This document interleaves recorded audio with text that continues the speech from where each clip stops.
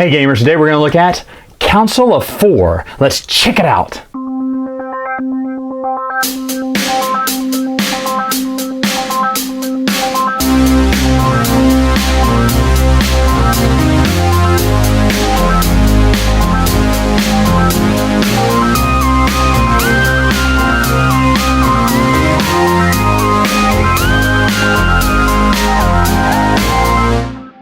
I should mention before we start that I am reviewing the first edition, not the Cool Mini or Not second edition, and I'll explain why and when I get to my final thoughts. But anyway, setup for the game is fairly simple. What you're going to do is you're going to take a bunch of these little characters, which are the council members of all different colors. You're going to shake them up basically and just put them randomly in these little stands here that you have to put together in place. They kind of get wedged into the board, so that way they kind of stay here. The boards, I should also mention, are modular. These top three can be taken up and flipped over any way you want. So it does add for a lot of variety and replayability in the game when the cities will be different, or the rows will be different each time.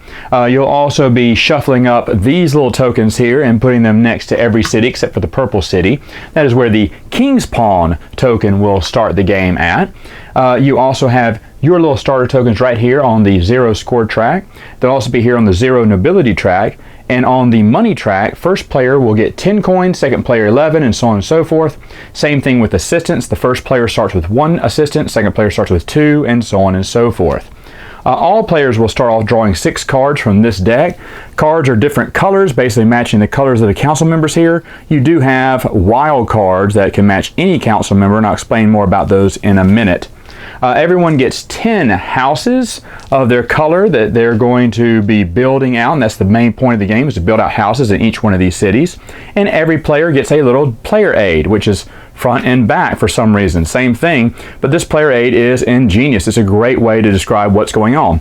Basically, purchasing council members up here is explained, and then down here are your main actions, and here are your bonus actions. You can do one of each. So at the beginning of the round, you're going to take the top card from the deck and put it in your hand, and then you're going to take one of these main actions. The first main action is to, hey, let's go ahead and bribe, I guess, I say bribe, but get the favor of one of these council members so I can grab one of these contracts. I should also mention you'll be putting out these contracts. You got the ocean, the tree, and the mountain. They match the iconography here on the board. You'll shuffle these little tiles here, deal 2 out into their little spaces. I should also mention there are some bonuses here on building different houses in different areas, which I'll talk about later. You'll have that already pre-seeded out.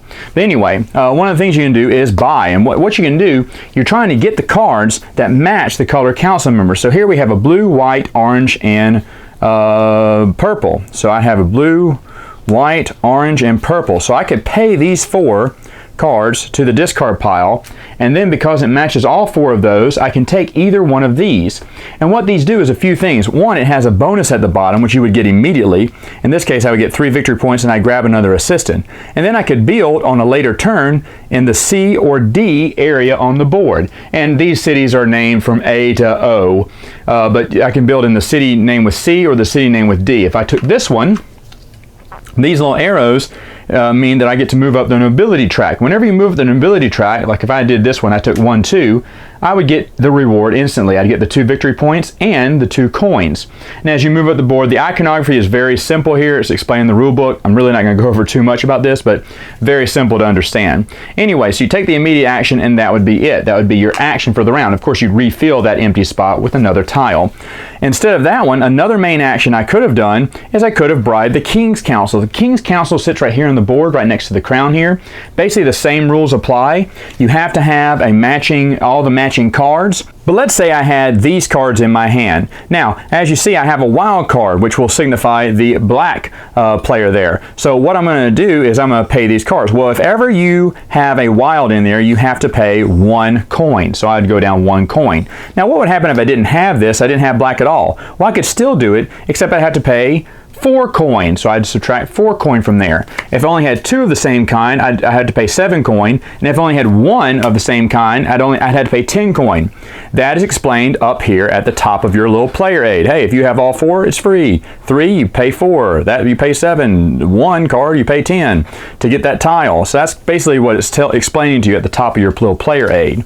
So anyway, if you bribe the king, what you get to do is you get to move the king space. You get to move it to any area, to each space he moves along, it's going to cost you 2 coins, and it says that on the board. Actually even says that here on your player aid. Hey, move the king 2 coins. And then you can build at the same time.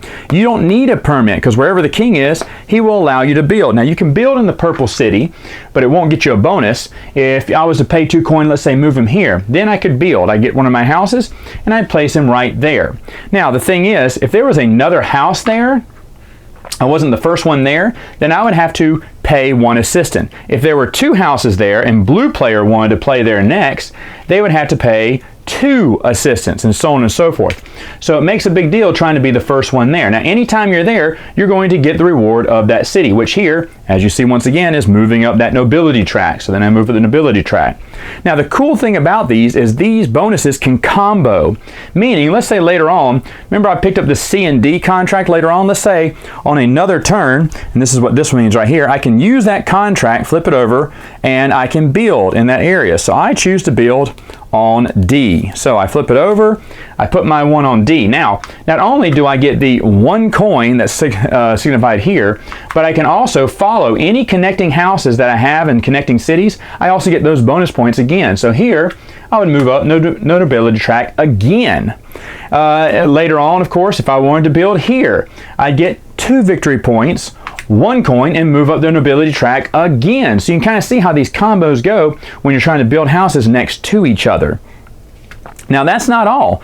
Some other things you want to do, if you can build in each one of these sections, like if I built in all of this section of the board here, if I was the first one to do so, I'd pick this up and I'd get 5 bonus points at the end of the game. Now I had these mixed up here, but obviously it's by the ocean there. But anyway, so those are goals you're going for. And you're also going for color. As you notice, there are cities of different colors. The first one to get all the blue cities gets 5 points. To get all the red cities gets 8. Gray is 12. Yellow is 20 because there's a lot of 20. Another thing is, if you're the first one to take one of these tokens, you'll also take one of the other tokens, being the first to complete one of those city tiles. First place gets 25 points, second gets 18, third gets 12, and so on and so forth. So you want to be the first to kind of complete things, and that's one of the things I'll talk about in the final thoughts here. People talk about how, getting 2 blue houses and then grabbing that 25 is very, very simple to get big points at the beginning of the game, and I agree it is, but I'll talk about that later. Anyway, so that's what you're trying to do. Build those houses, get those combos. And moving the king is one of the ways if you just can't find a contract. Now, another thing you can do if you need some more money is you can bump one of these council members off. And what you do, you take any of the colors from the discard pile, preferably some that you have cards in your hand that you can use. So let's say, man, I don't have an orange, but I do have a black. So I'm going to push him and I just bump him straight off. Now, he would go off the board back into the pile here. And then for doing that, for my turn, I would go up 4 coins. So those are your 4 main actions here. What are your secondary actions? Secondary actions, you can do only 1 per turn, and it says it's immediate, and you can do it either before your main action or after your main action, however you want. For 3 coins, you can buy another assistant. Remember, I said assistants are things that you would need if someone else had a house there to build. So if yellow again wanted to build there, they'd have to pay 1 assistant, how many other players there. So that's one reason you'll use assistants. Another reason, you can use one of those assistants to wipe the board. Maybe you don't like any of the contracts that are out. There's an A, B, and AE. Man, I really want a D or a C. So I'd pay 1 assistant, I'd wipe the board here, and come up with 2 more. Still no C. Oh well. But that's what assistants can also do. You can also, if you still want to bump another person, maybe I just want to bump a pink guy and put 2 pink in there. You can have 2 or 3 or 4 of the same color in there. For doing that, you could do that, but you just don't get the coin, the money that you would on the main action. But you can do this as a secondary action if you're still trying to get council members on a certain board to match the cards in your hand. And the third thing you can do is you can take 3 assistants, and they come in sets of 3 as well, just to kind of help with change. But you can cash in 3 of them and get another bonus action. So in this case, you could do one action here, then this action, and then go back and do another action. That's the way to do 3 actions. But anyway, that explains your actions there. So you're going around the board, building, grabbing contracts, hopefully getting bonus points, going up the nobility track, working on combos like this, working on your score, and the game ends when someone builds their last house. Then you'll finish off the round, and of course whoever has the most points at the end wins the game. Final thoughts, what do I think about the game? Well, of course this is the German version because I wanted the first edition. Now why did I want a first edition instead of the second edition? Well, it's easy because I don't really like the version from CMON. When I first looked into the game, I thought the CMON art, the minis were hideous. I hated them. And so I didn't even give it a second thought. Well, then someone who watches the channel says, Matt, you really need to look at Council of 4. And I was like, oh, but it looks so terrible. And I saw that there was 2 editions, so I looked at the second edition, and it was much easier on the eyes for me, and I actually got interested in the game. It's weird that the art or figures turn you off from a game, but they did, and that was really stupid of me, because Council of 4 is a great, great game. Now, there is one complaint about this edition. I don't know if it's in the CMON version. I doubt it is, but it's that, hey, getting the 2 blue cities right off the bat, or as fast as you can, so you can get those big bonus points, those 30 points at the beginning. Is that going to give you the win every time? No, but I'll be honest, everyone's gotten the win so far who's done that strategy. But I believe the true strategy is where you string those houses up and getting those combos, because that's what both parties who have won so far, the girl who played with us the first time, she got that bonus first, and then she started building houses together. You build those houses together and you start scoring that combo over and over and over again. You start moving around that track. You start making good moves. And I believe that's what the game is about, picking those right tiles that have extra bonus points, moving up that nobility track. So there's a lot more involved than just getting the big bonus points at the end or building those different houses, even though, yes, going for the blue houses is an obvious strategy, and now everyone does it at the very beginning. There's just a mad rush for it. So maybe that is a detriment to the game. But to be honest, I love